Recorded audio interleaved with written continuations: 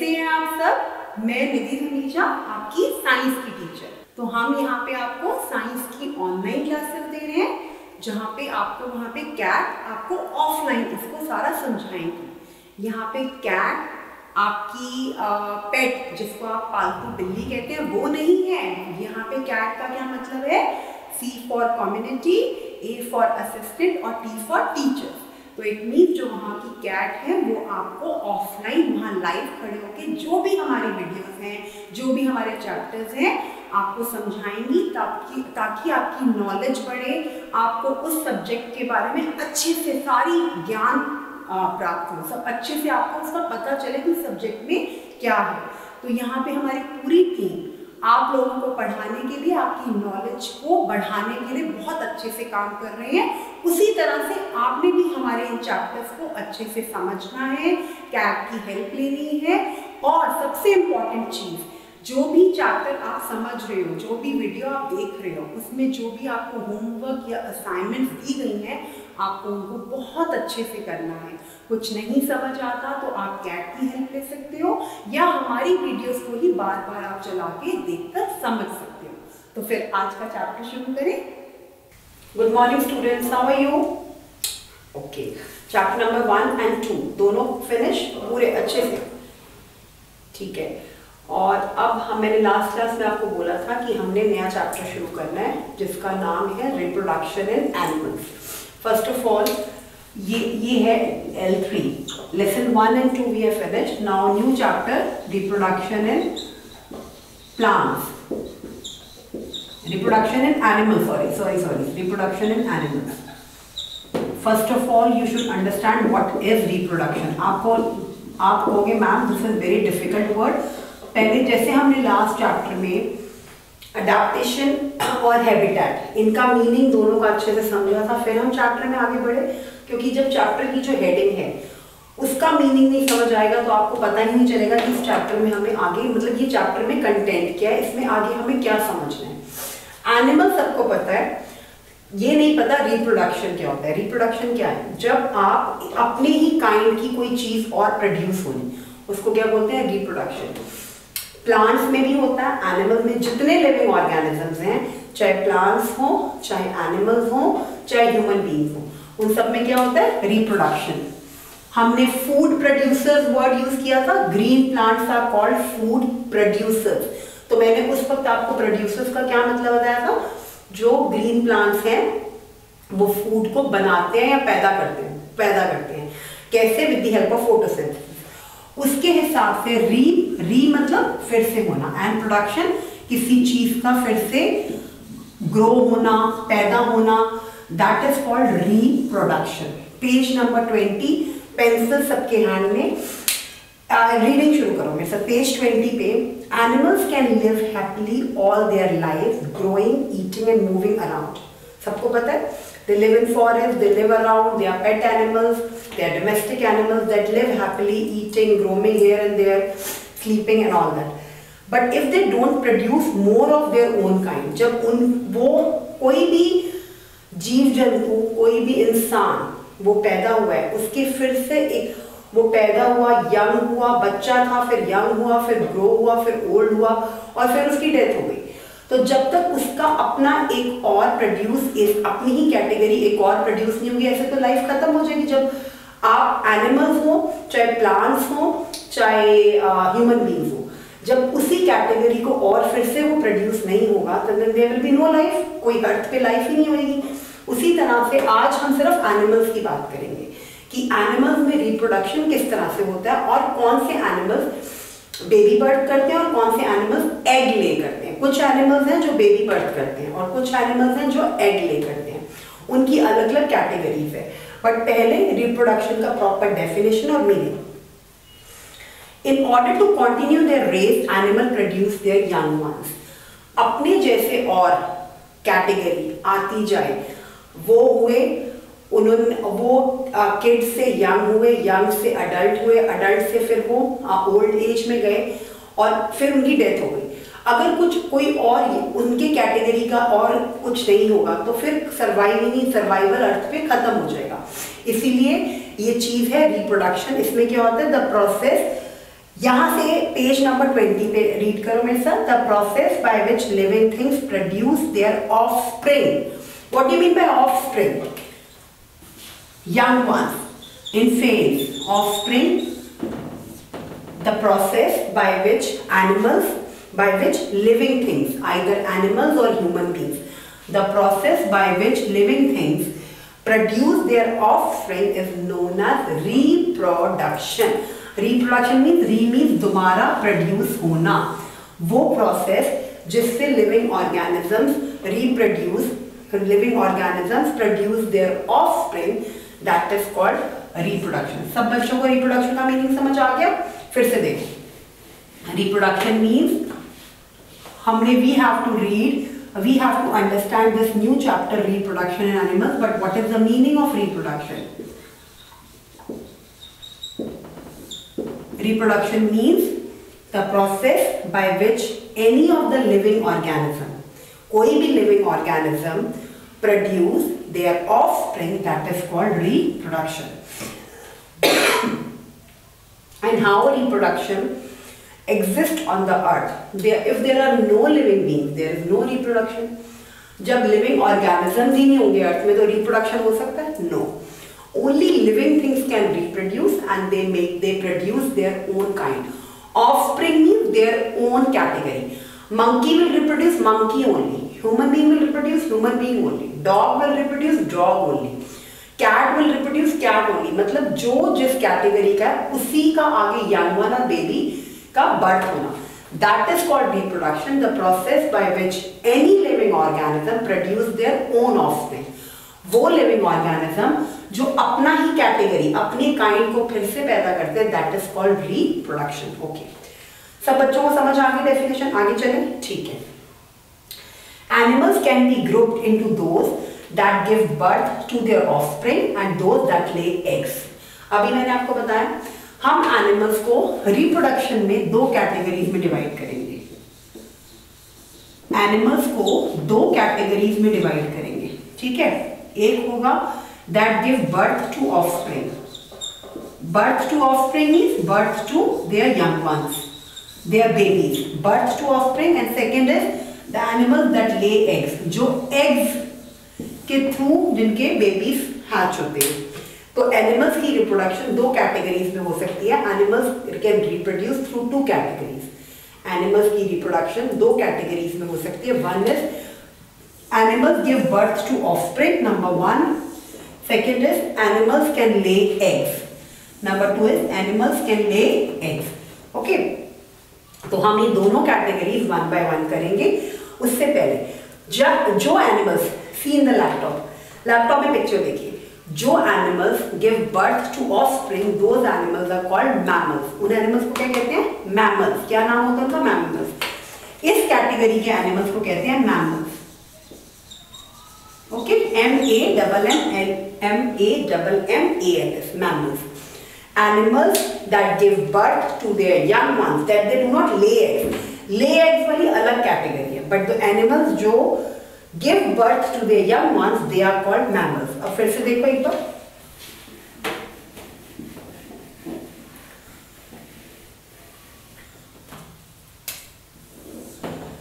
reproduction is categorized into two categories। reproduction को हम reproduction in animals is divided into two groups। animals that give birth to babies, offspring लिखो, babies लिखो, young ones लिखो, one and the same thing. Birth to babies, babies word आपको जल्दी समझ आएगा, जो बर्थ देते हैं। जैसे आपका बर्थ हुआ, आपकी मम्मा ने बर्थ दिया आपको, वैसे कुछ एनिमल्स जो बेबी बर्थ करते हैं। और दूसरा जो एनिमल्स एग ले करते हैं। कुछ एनिमल्स में एग, जैसे बर्ड्स होती हैं, वो अपनी नेस्ट में एग ले करती हैं, तभी बेबी हैच होता है। तो ये दो कैटेगरीज है बच्चों, जिसके थ्रू एनिमल्स रिप्रोड्यूस कर सकते हैं। एक है बर्थ टू बेबीज और दूसरा है ले एग्स। अभी हम सिर्फ ये वाली कैटेगरी पे कॉन्सेंट्रेट करते हैं। जो animals they give birth to babies, those animals are called mammals. Those animals are called mammals.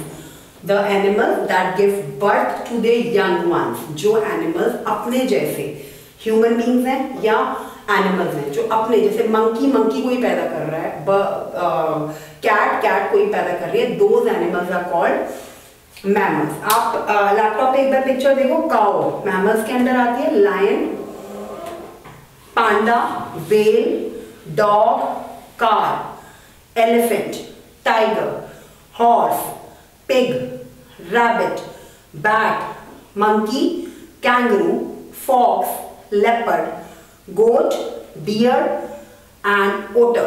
ये एनिमल आपको नहीं पता। ये इसके अलावा भी बहुत सारे एनिमल्स होंगे जो give birth to their young ones. They reproduce by giving birth to their young ones. These animals are called mammals. Now come to page number 20 with your pencils. Human beings, cows, and sheep are some of the mammals. Human beings भी mammals हैं, हम लोग भी mammals हैं because we give birth to young ones. जो भी living organism, कोई भी living organism हो, चाहे animals हो चाहे human beings हो, जो young ones को birth कर देते हैं उनको mammals बोलते हैं। तो human beings भी क्या है, हम लोग भी क्या है, हम भी mammals हैं, हमें भी mammals बोला जाएगा।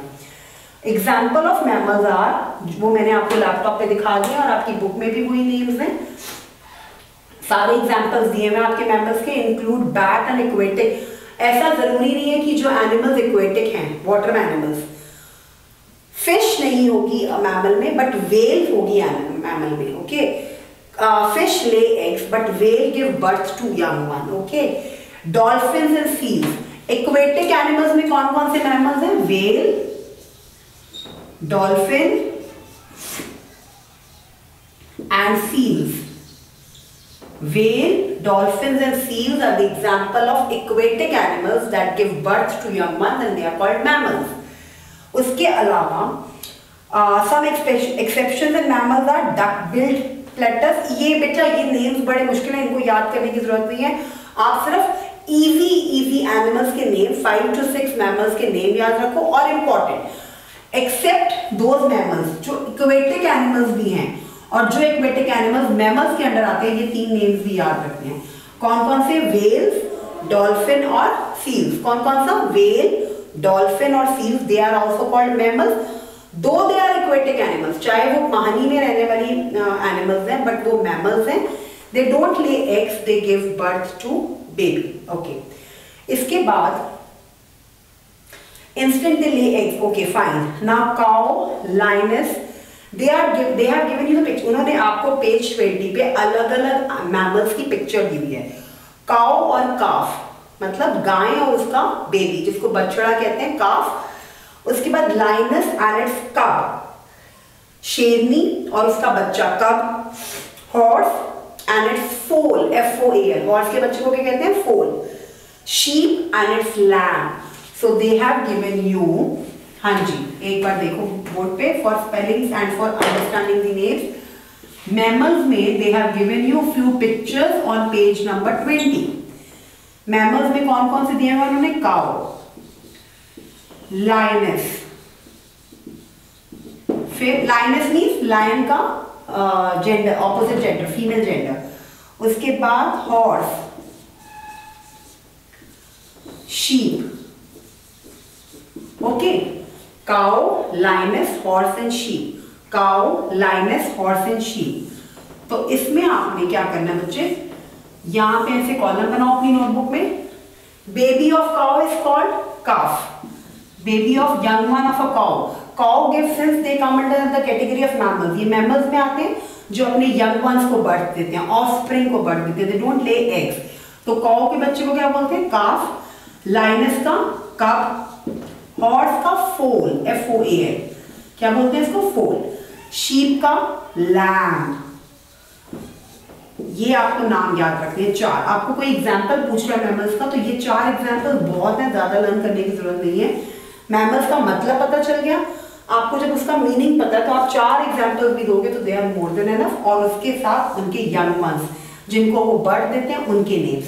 काउ के साथ calf, very good. Lioness cub, horse foal, sheep lamb. उसके बाद name of 3 aquatic animals that are mammals. आपसे कोई ऐसे पूछे write the 3 names of aquatic animals that are mammals, तो उसमें आप क्या लिखोगे? Dolphin, whale and seal. क्या क्या लिखोगे? Dolphin, DOLPHIN, dolphin, whale and seal. Animals that give birth to young ones, जो young ones को birth करते हैं, that is called offspring. They are called mammals. And give 4 examples. You can give these. ये आप यही वाले 4 example दे दो और उनके young ones का भी नाम. ये matching होनी चाहिए. match the following के form में आ सकता है.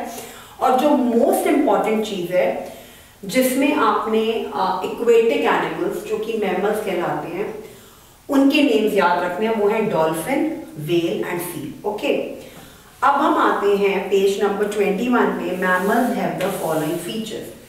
मैमल्स के पास कौन से ऐसे फीचर्स होते हैं? What are the special features that they give birth to young once?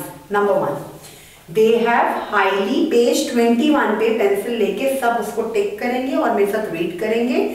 Mammals features. We will be starting with features of mammals. Second है हमारा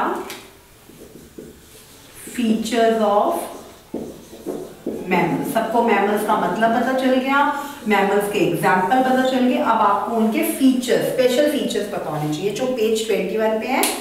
Pencils in your hand. They have highly developed brain. They have like us human beings, these mammals, जैसे हम human beings में बहुत अच्छा brain होता है, ताकि तभी तो आप ऐसे समझ पा रहे हो, बैठ के पढ़ पा रहे हो, because you have highly developed brain. तो इन mammals का भी they have highly developed brain. Their bodies are covered with hair or fur. जिस habitat में रहते हैं, जहाँ पे उनका particular area और region है, उसके accordingly उनके body पे hair और fur होते हैं to make them warm. They maintain constant body temperature. उनका जो बॉडी का टेम्परेचर होता है वो एक जैसा रहता है. Despite changing, इतनी सारी क्लाइमेटिक कंडीशंस के चेंज होने के बाद भी उनका बॉडी का टेम्परेचर बिल्कुल सेम रहता है. That's why they are called warm-blooded animals. New term. Mammals are also called warm-blooded animals. Mammals are also called warm-blooded animals. Why they are called warm-blooded animals? ये point number 3 है कि हम mammals को warm-blooded animals क्यों कहते हैं? क्योंकि इनका बॉडी का टेम्परेचर बिल्कुल कांस्टेंट मतलब एक जैसा रहता है, ऊपर नीचे नहीं होता. क्लाइमेटिक कंडीशंस के इतने चेंज होने के बाद भी, कभी गर्मी है, कभी सर्दी है, कभी स्प्रिंग है, कभी ऑटम है, उसके बाद भी इन मैमल्स का बॉडी टेम्परेचर एक जैसा रहता है. तो इसीलिए आपसे कोई पूछे why mammals are called warm blooded animals, तो आपने कहना है सिंपल सी line, mammals are called warm blooded animals because their body temperature remain constant despite of so many climatic conditions. Okay, उसके बाद है मैमल्स है 4 लिम्स. 4 लिम्स मींस 2 लिम्स आगे और 2 लिम्स पीछे. आपको कहोगे मैम लिम्स क्या होता है? पैर. जो एनिमल्स होते हैं, जो मैमल्स होते हैं, उनके सबके 4 पैर होते हैं. डॉग हो, कैट हो, काउ हो, हॉर्स हो, लायन हो, जितने भी मैमल्स हैं उनके कितने लिम्स हैं? 4. 2 limbs in the front, 2 limbs at the back. 4 limbs and hind limbs. Okay, ये अभी आपको करने की जरूरत नहीं है, बट आप ये सोचो उनके 4 पैर होते हैं. ठीक है. They have 2 legs and 2 arms और 4 legs और pair of flippers and fins. Flippers और fins वो aquatic animals की बात कर रहे हैं. Flippers और fins नॉर्मल हमारे लैंड एनिमल्स की बात नहीं हो रही. फ्लिपर्स और फिन्स किस में आएंगे? डॉल्फिन में, वेल में और सील में. Mammals look there young once properly. They feed them with their milk. They clean them, keep them warm and protect them from enemies and climatic changes. जैसे आपके पेरेंट्स आपको पूरी तरह से, आपकी मम्मा पापा बहुत अच्छे से आपकी केयर करते हैं ना, टेक केयर, वैसे ये जो एनिमल्स हैं mammals, they take good care of their babies. क्या कैसे गुड केयर करते हैं? They take care for they उनको दूध पिलाने के लिए they feed them not with the milk but also with the food. उसके बाद उनको अच्छे से क्लीन करके रखते हैं, उनको कीप देम वार्म, उनको बिल्कुल अपनी बॉडी के साथ, उनको बिल्कुल क्लाइमेटिक कंडीशंस के अकॉर्डिंगली उनको उनकी बॉडी को ढक के रखते हैं, उनको वार्म करके रखते हैं. And protect them from enemies. Enemies mean जितने भी दूसरे एनिमल्स कुछ शिकार करने आ रहे हैं या खाने आ रहे हैं जंगल में, तो कोई भी बड़ा एनिमल छोटे एनिमल को खा लेता है, उनसे प्रोटेक्ट भी अपने ये जो मैमल्स हैं अपने यंग वंस को एनिमी से भी प्रोटेक्ट करते हैं. तो ये आपके 5 मेन फीचर्स हैं मैमल्स के जो आपने एक बार रीड करने हैं, और कम से कम आपको 3 वार्म ब्लडेड एनिमल्स का फीचर तो आपको बिल्कुल याद होना चाहिए, और बाकी 2 सिंपल। आपको पूरे 5 फीचर, देखो रीड करके समझना एक अलग बात है, 5 फीचर्स को अच्छे से आप अंडरस्टैंड करोगे, लेकिन लर्निंग के लिए एक तो वार्म ब्लडेड एनिमल्स कौन से होते हैं, ठीक है, और एक उनके 2 अलग फीचर्स। अब आपको पता चल गया कि what do you mean bye, इन्होंने आपको 21 पेज पे एक पीच कलर का साइड पे राइट बॉक्स दिया हुआ है, उसमें फ्लिपर्स के बारे में बताया हुआ है कि कैसे डॉल्फिन के फ्लिपर्स हैं। आप देख रहे हो पिक्चर में, आप पिक्चर में प्रॉपर्ली देखोगे कैसे उनके फ्लिपर्स बने हुए हैं, जिससे वो इतनी हाई जंप कर रही हैं बीच में, वो फ्लिपर्स की वजह से ही जंपिंग होती है। They have shown you the picture of flippers, okay. अब इसके बाद हमने शुरू करना है एनिमल्स दैट ले एग्स। हमारे पास 2 कैटेगरीज थी रिप्रोडक्शन के time, mammals and animals that lay eggs. वो animals they produce young ones, और for reproduction they are called mammals, but animals that the animals that do not give birth to young ones but they lay eggs. उनके अंडों में से babies hatch होते हैं। कुछ animals वैसे भी हैं। अब वो कौन से एनिमल्स हैं? मैमल्स का सबको पता चल गया, सबको कोई डाउट नहीं। अब हम सेकंड कैटेगरी में आते हैं, animals that lay eggs. Animals that lay eggs, कौन से एनिमल्स जो अंडों के थ्रू उनके बेबीज होते हैं, वो कौन से एनिमल्स हैं? Show let me show you the picture as well.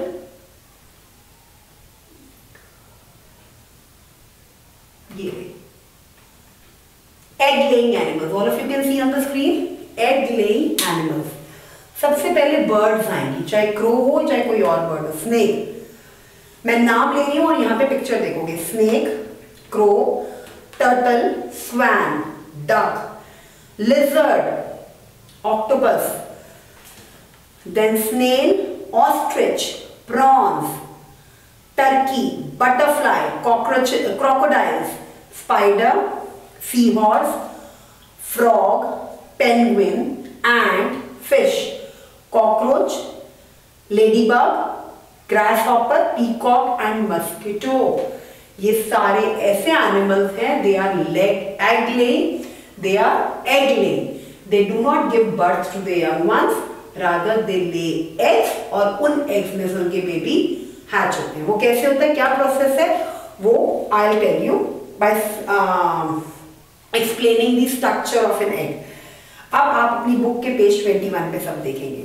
The egg laying animals include bird, amphibians, aquatic animals, insects and reptiles। जो animals they do not give birth to the young ones और offspring, जो baby birth नहीं करते, जो सिर्फ egg ले करते हैं और उनके एग्स में से बेबी निकलते हैं, वो बर्ड्स, वो कौन से होते हैं? वो बर्ड्स भी हो सकते हैं, एम्फीबियंस मीन जो animals that live on land, normal animals भी हो सकते हैं, एक्वेटिक एनिमल्स भी हो सकते हैं जो एनिमल्स पानी में रहते हैं, इंसेक्ट्स हमने देखा, बटरफ्लाई, मस्किटो, सारे इंसेक्ट्स हैं, एंड रेप्टाइल्स हमने देखा, स्नेक और स्नेल, क्रोकोडाइल, ये सारे रेप्टाइल्स हैं जो रेंगते हैं, रेप्टाइल्स जो रेंगते हैं जमीन पे, ये सारे एग ले करते हैं। आप ये वाला चार्ट देखो लैपटॉप से, आपको पता चल जाएगा, इसमें बर्ड्स भी हैं, इसमें रेप्टाइल्स भी हैं, इसमें एम्फीबियंस भी हैं, और इसमें कौन सी चीजें, एक्वेटिक एनिमल्स भी है। इस चार्ट में आपको अप्रोक्सीमेटली 20 एनिमल्स दिख रहे हैं, और 20 एनिमल्स में कुछ बर्ड्स हैं, कुछ एम्फीबियंस हैं, कुछ रेप्टाइल्स हैं, और कुछ एक्वेटिक एनिमल्स हैं, ठीक है। These animals lay eggs and keep them in a warm place or sit on them to keep them warm. The eggs hatch after maturing and the babies come out of them। आप कहोगे ma'am eggs में से baby कैसे निकलता है, what is the procedure? देखो ये birds क्या करते हैं, ये अपने अंडों, या तो अपने अंडे जो इनके एग्स होते हैं, इनके एग्स को या तो ये किसी गर्म जगह पे वार्म प्लेस पे रख देते हैं ढक के, या ये खुद उन अंडों के ऊपर बैठ जाते हैं, और जब वो अंडों के ऊपर बैठते हैं तो वो वार्म से, गर्मी से वो अंडे में से बेबी बाहर आ जाता है। This is the way animals that lay eggs, how babies come out from their eggs. कैसे बेबीज, देखो एक होता है बर्थ देना, जैसे आपकी मम्मा ने आपको बर्थ दिया, वो होते हैं एनिमल्स, मैमल्स, जो बच्चों को देते हैं, अपने यंग वंस को देते हैं। एक एनिमल्स हैं जो बर्थ नहीं देते, बट उनके एग्स में से बेबी अपने आप हैच मींस निकल आते हैं बाहर। वो कैसे? जब उनके अंडे आते हैं वो अपने अंडों के ऊपर बैठ जाते हैं या उसको ऐसी गर्म जगह पे रखते हैं जिसमें से एग्स में से बेबी अपने आप बाहर आ जाता है, हैच आउट हो जाता है। उस प्रोसेस को कहते हैं एनिमल्स दैट ले एग्स। अब आपने रिप्रोडक्शन के केस में दो कैटेगरी सीखी, mammals and animals that lay eggs. Mammals वो हैं the one who give birth to the young one, उनके एक सारा मैंने आपको चार्ट दिखाया है। और ये वो एनिमल्स हैं दैट ले एग्स, इनका भी पूरा चार्ट है। उनका नॉर्मल गिविंग बर्थ है और इनका laying eggs and babies hatching out of the egg. उसके बाद हमने करना है structure of an egg. Egg का स्ट्रक्चर, अब कौन कौन सा बच्चा अंडा खाता है? सब खाते होंगे, इतनी ठंड है वहां पे, अंडे तो सब खाते होंगे।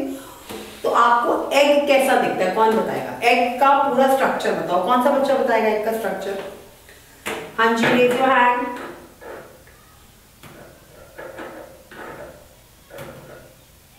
ये देखो आपकी हेल्प के लिए मैंने थोड़ा सा पिक्चर भी है। एग ऐसा लगता है, सब खाते हैं ओके। अंदर से एग ऐसा होता है, यस। इतना डिटेल में आपको स्ट्रक्चर नहीं करना, आप अपनी बुक के हिसाब से करोगे। कौन कौन सा? एक जो ऊपर कवरिंग होती है वाइट, जिसको तोड़ के मम्मा एग बनाती है, उसको बोलते हैं एग शेल। हमने पढ़ा एनिमल्स दैट ले एग्स। अब हम आए structure of egg. Structure of an egg. Egg के स्ट्रक्चर में सबसे इंपॉर्टेंट एग शेल, मतलब white outer covering, white outer covering. Then see in your book as well, and from that also both things you can see simultaneously. फिर yellow portion yolk, और उसके बाद white portion और yellow के बीच में that is called albumen. This is called albumen. ये तीन terms आपको याद करनी है for structure of egg. और मेरे साथ अब रीड करो पेज 21 में। Structure of an egg. The outermost part of an egg is the egg shell. जो बाहर का पार्ट है एग का, ये वाला, इसको बोलते हैं एग शेल। क्या बोलते हैं? Egg shell. This one is albumen and this is yolk. बाकी चीजें आप छोड़ दो, सिर्फ ये देखो, ये shell, एल्ब्यूमेन, yoke and एल्ब्यूमेन, thick एल्ब्यूमेन।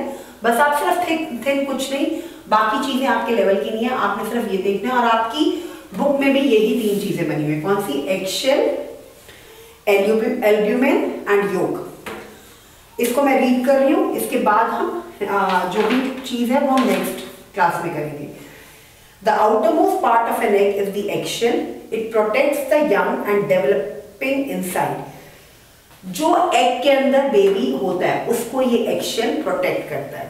The middle part consists of the yolk and it is yellow in color and rich in fats, proteins, vitamins and minerals.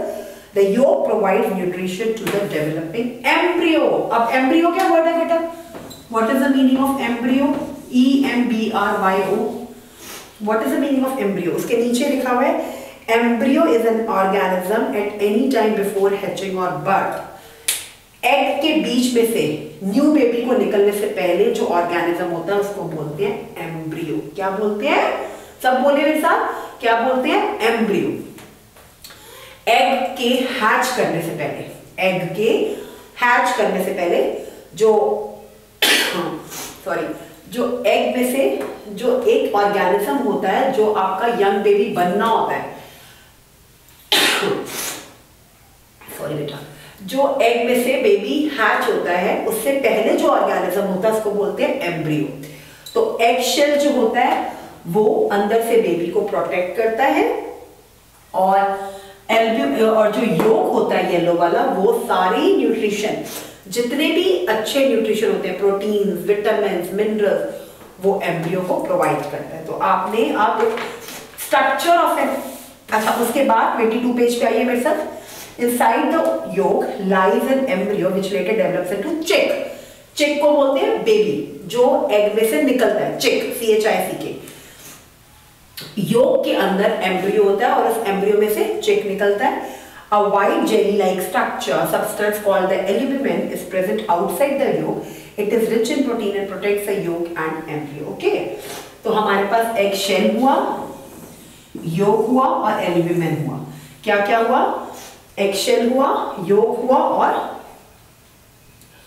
Embryo हुआ. ठीक है? Sorry, egg shell, yolk and albumin. Egg shell जो है वो outer covering है egg की, जो embryo को अंदर प्रोटेक्ट करती है. योक जो है वो येलो पोर्शन है जो एम्ब्रियो को, एम्ब्रियो कौन है? जो चिक हैच होना है एग में से, उससे पहले जो भी अंदर ऑर्गेनिज्म पल रहा होता है, दैट इज कॉल्ड एम्ब्रियो. उसको पूरा न्यूट्रिशन कौन प्रोवाइड करता है? ये योक. और एल्ब्यूमिन का काम है, ये व्हाइट जेली सब्सटेंस है, ये योक के बाहर होती है and it is rich in protein and provides protein substance to the embryo. Okay, structure of egg is finished, class. Very good. So we have done 3 things. First of all, reproduction, meaning of reproduction. Second, mammals. Third, animals laying eggs. Fourth, animals that lay eggs. What is the structure of egg? Okay, so all 3 things are covered now. Now in next class we are starting with the life cycle of birds. Birds की life cycle कैसे चलती है, कैसे they give birth to babies और they lay eggs, कैसे वो करते हैं. अब हमने मैमल्स के बारे में बोला, उनका बहुत सिंपल तरीका है, they give birth to young ones, they give birth to offspring. But birds और जो बाकी एनिमल्स हैं, जो the animals that lay eggs, उनकी एक लाइफ साइकिल होती है through which they lay their babies come out of their eggs. आपको ये 3 चीजें ध्यान रखनी है कि एग जो ले करते हैं एनिमल्स, वो कौन से एनिमल्स हैं? कुछ मेन बर्ड्स में कौन है, रेप्टाइल्स में कौन से हैं, एम्फीबियंस में कौन से हैं. सेकेंडली, उनके एग का स्ट्रक्चर क्या होता है? स्ट्रक्चर में योक, एगशेल और एल्ब्यूमिन होता है. और एम्ब्रियो क्या चीज है? एम्ब्रियो वो है जो आपके चिक, मतलब जो भी बेबी हैच होना है बर्ड में से, उससे पहले जो लिविंग ऑर्गेनिज्म है उसको क्या बोलते हैं? एम्ब्रियो. उस एम्ब्रियो को प्रोवाइड करने के लिए प्रॉपर फूड हमारे को ये एग के योक से मिलता है. और जो एल्ब्यूमिन है, व्हाइट जेली लाइक सब्सटेंस जो एग के बाहर होता है, वो प्रोटीन प्रोवाइड करता है एम्ब्रियो को. तो ये सारा न्यूट्रिशन कहाँ से मिलता है एग को?